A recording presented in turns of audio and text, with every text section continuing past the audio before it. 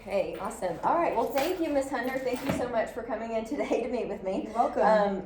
Like, I just wanted to start off this meeting by saying, like, you honestly are one of our best teachers in 8th grade ILA. I love how you've kind of led your team this year because, and honestly, every time I come in your class this year, you've been, like, awesome. So I just wanted to say that to you. I appreciate it.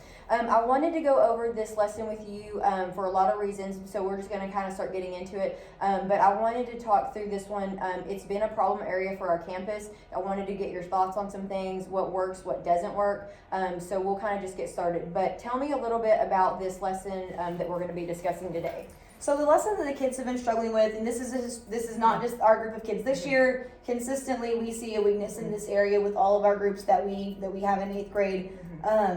It's the idea of writing a short answer response, which is basically just a constructed response. It's just a response to a prompt, whether it be a question prompt, a statement prompt, that has like I said, a constructed format to it, where they're expected to do 3 parts. It's a 3-part answering process. They have to write an assertion, they have to support their assertion with text evidence, and then the difficult part for most students is what we call the commentary, which is basically the analysis portion. And that's where the students really have the opportunity to show what they know, and they have to write out where their thoughts are, the explanation, and that's the portion of the puzzle that always we see kids struggle with. Okay. What, in this specific lesson, what standard are you addressing? We're addressing 12I. Okay.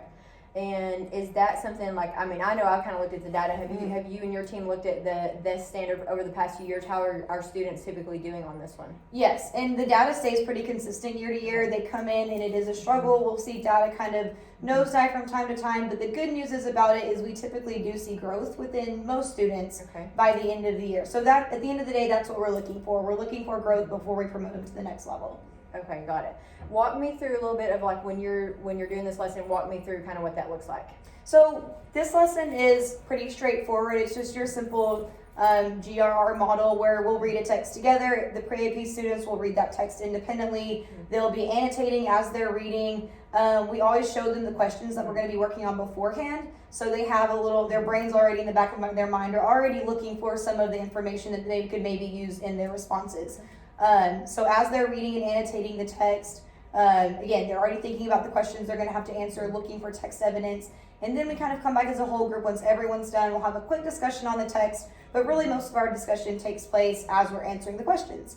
And so the first one I will model out loud for the students. We'll kind of be doing it as a whole group. They'll see what I'm writing underneath the document camera. I also like this portion of it, of me doing it with them, because it shows them you're going to make mistakes on this.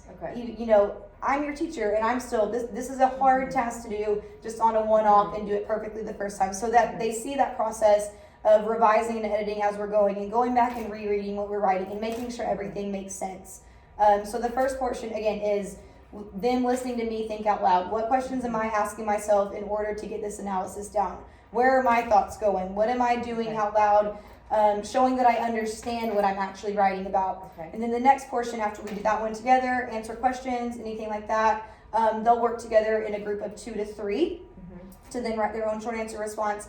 And then a step farther, the last thing they'll do is then show me what they know independently. What are they able to produce independently? Okay. So you mentioned you're going to be modeling it as the teacher, then they're going to be in groups, which is good because then they're going to be kind of modeling off of each other, hopefully. Right. Okay. And just luck of the draw, you're going to have some students that are the stronger writers in the classes that are going to help, in their own words, be able to explain to their classmates how they're thinking, what they're doing, why they're doing this. So it's just a good opportunity for a peer teach as well. Perfect. Have you thought about using past, because you've taught this lesson, or have you taught this lesson before? Yes. Okay.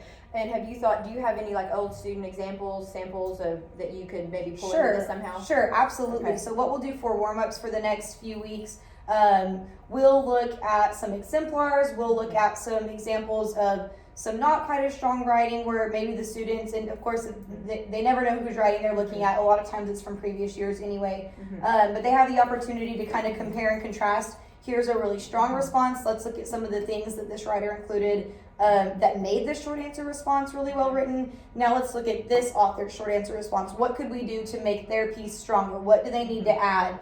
Do they have their text evidence embedded properly? Is their assertion even correct? Wonderful. Do they need to add more information? Are they being repetitive? So we'll look and see, here's what a strong writer is doing, here's what a weak writer is doing. Okay. Hey, here's somebody where maybe it's not really great, maybe it's not really terrible. How can we improve it? Or what did they already do well? So they will absolutely have the time to look at other examples. Okay, wonderful. I wanted to make sure that was happening too. Tell me a little bit about, you said you've done this lesson before. What have you noticed students struggle the most? And I think you kind of hit on that a little bit, maybe the analysis piece, but Sure. tell me a little bit more about what you saw that students struggle with. So again, writing the assertion is pretty straightforward. It's answering the question. Finding text evidence can also be difficult, but at the same time, it's in front of you and you're really just borrowing someone else's words. But it is that commentary of, what do I say now? Okay. I've answered the question, but what else do I say about it? So again, it's just teaching them that mental process of knowing what questions to ask themselves in order to get their answers on papers. And that's difficult. It's higher level thinking.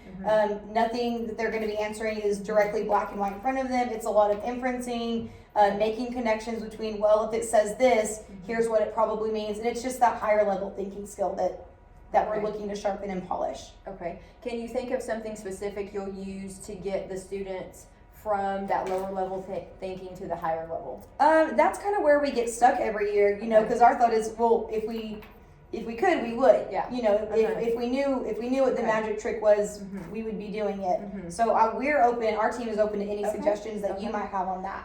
Well, have you thought about providing? I know something that a strategy I've seen useful with teams in the past. Providing sentence stems have Okay. been super helpful. Maybe you guys could like develop an activity that we could do like an advisory, and that could be kind of like some follow up to this lesson, this initial lesson, and you guys could Okay. implement that maybe during advisory. Okay, You kind know of when about when we get our small groups. Mhm. Yeah, absolutely. I think Okay. everyone would be open to that. And Okay. love to make an activity centered around that.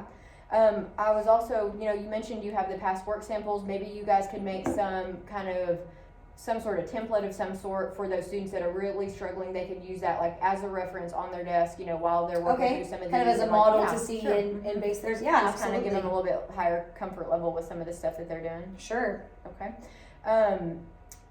Going back to the lesson that you're doing, tell me about your exit ticket for the day on that one. So that independent practice also serves as an exit ticket because I'll collect that and that gives me the opportunity again to find like within just Okay. this class, where are my kids that have this down? They know it already. This is, the writing comes natural to them. Where are my kids that like, hey, with some practice, it looks like we're going to get there. We're on the right track. And then it also gives us the opportunity to see that where are our kids that are still absolutely struggling. Okay. So that in itself will serve as the exit ticket.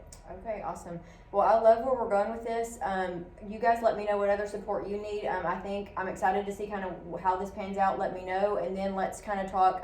I guess your next steps would just be kind of putting that together, Sure. activity for the advisory Yes, activity. for the would be small good. groups. Yes, ma'am. Okay, awesome. Well, thank you so Wonderful. much. We'll talk soon. Thank you. All right, thanks.